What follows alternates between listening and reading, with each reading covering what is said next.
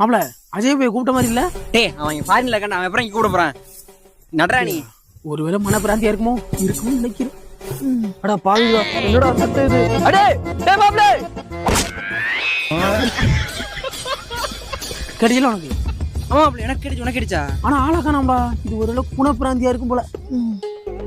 டேய் மாப்ள வாங்க மாப்ள எப்போ மாப்ள எல்லாத்துல இருந்து நான் சொன்னேன்ல மாப்ள தான்டா. என்னடா வரம்பேட்டி வச்சிருக்கீங்க? அப்பெல்லாம் வரம்புல வண்டியா போகும், இப்ப நடந்து கூட வரமுலடா. எப்படி இருக்கும் பாரா, சேர்ல எப்படி விழுந்தா இருக்கு பாரா. என்ன அப்பள பண்றது?